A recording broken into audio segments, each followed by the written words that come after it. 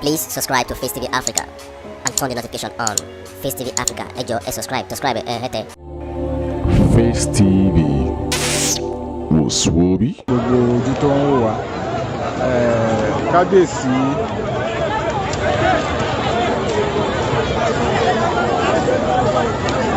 Alásẹ̀yìn ti ìlú Ìṣẹ̀yìn ni wọ́n ń gbé òkú wọn bọ̀ láti ìlú Ìbàdàn sí ìlú Ìṣẹ̀yìn fún sísìn.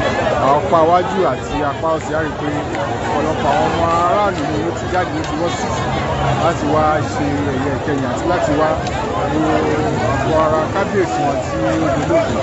Tí a bá wò káàkiri á rí wípé gbogbo àwọn ọmọ Ìṣẹ̀yìn ní lóko pátápátá ni wọ́n ti jáde síta láti wá gbọ́n ní kábíyèsí wọn láti fún ní ẹ̀yẹ ìkẹyìn tó tó di wípé àwọn gbé kábíyèsí wọ ilẹ̀ lọ. Ìlú Ìṣẹ̀yìn la wà yìí, ìkànnì BBC News Yorùbá.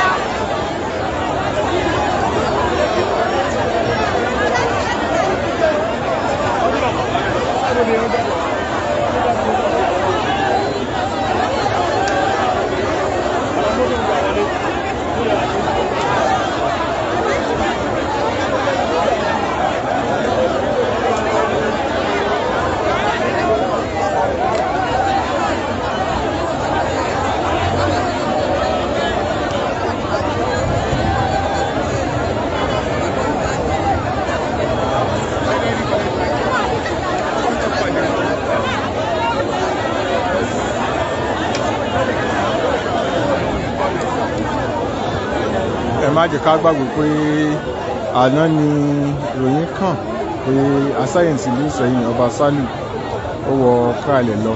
Wọ́n gbéṣẹ̀ láti lọ bá àwọn baba ńlá baba wọn.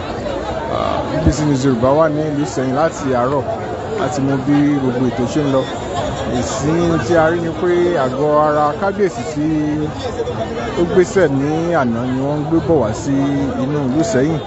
Iwájú ààfin kábíyèsí la wà yìí níbi tí gbogbo ìlú ti péjọ tí wọ́n tò sójú títì láti wá wọ àgọ́ ara kábíyèsí kó tó di wípé wọ́n ṣe ìrun tí wọ́n sì sin kábíyèsí lónìí yìí.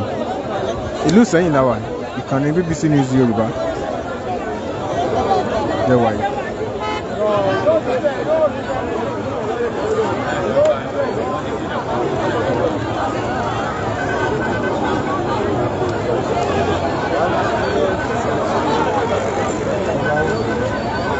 Ohun tí à ń dúró dè ni kí wọ́n gbé àgọ́ ara kábíyèsí tó kalẹ̀ lọ lánàá kan gbé wá sí iwájú ààfin kí àwọn aráàlú wò kán sì ṣe ètò ìsìnkú gẹ́gẹ́ bí ìlànà mùsùlùmí sí wọn lára kó tó di pé wọ́n sin wọ́n.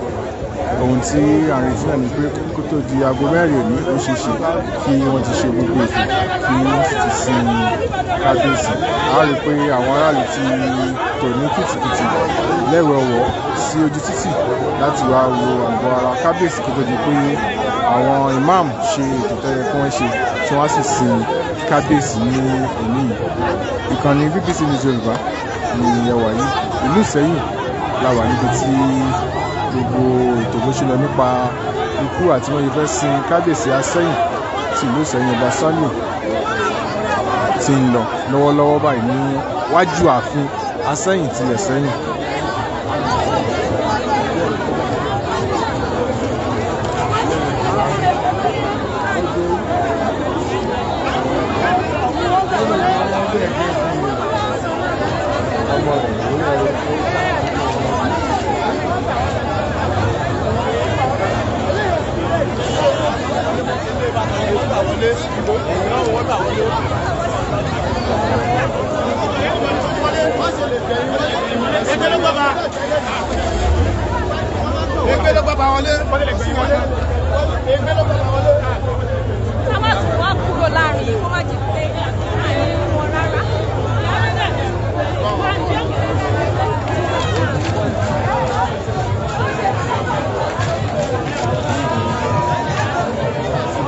Àkúnníṣẹ́ lónìí.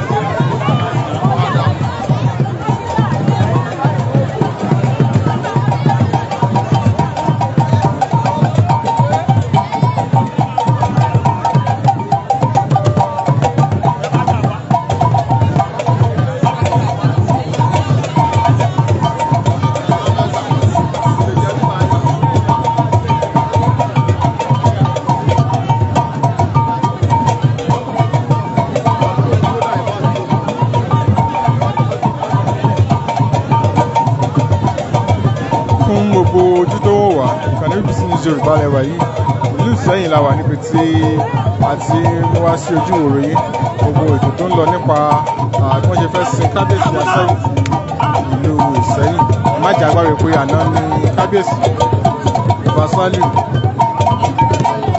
Onísẹ́yìn sílẹ̀ Sẹ́yìn ni wọ́n wájà gbogbo ètò sì ti ń lọ lọ́wọ́ láti gbé òkú wá tá a sì gbọ́ náà ní pé òkú wọn ti wọ ìlú Ìsẹ́yìn lọ́wọ́lọ́wọ́ báyìí nínú ààfin kábíyèsí Aseyin ìlú Ìsẹ́yìn la wà yìí ibi tí àwọn aráàlú ti ń dúró láti wá wo òkú kábíyèsí kó tó di wípé ètò ìsìnkú yóò fàṣẹ gbogbo ètò ńlẹ̀ lónìí.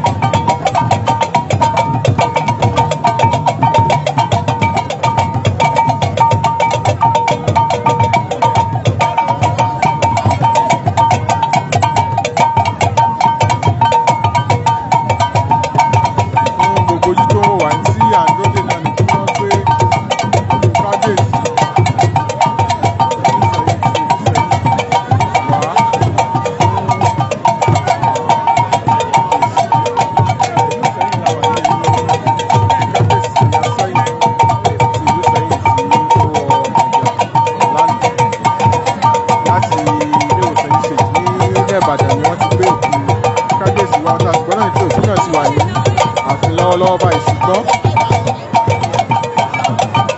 ṣùgbọ́n tá à ń dúró dè ní pé kí wọ́n gbé tá à ń dúró dè náà ní pé a rí òkúta tó sì tóbi pé ìkànnì BBC News Yorùbá ni ẹwà yìí gbogbo bí ètò bá ṣe lọ lórí ìsìnkú Ọba Sàlíù Alásẹ́yìn ti ìlú Ìsẹ́yìn ni wọ́n wá ṣe lọ lámàmú wá sí ojú ìwòrán yìí.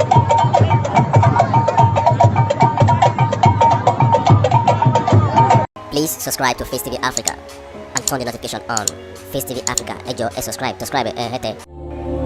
Face TV ස්සúríal.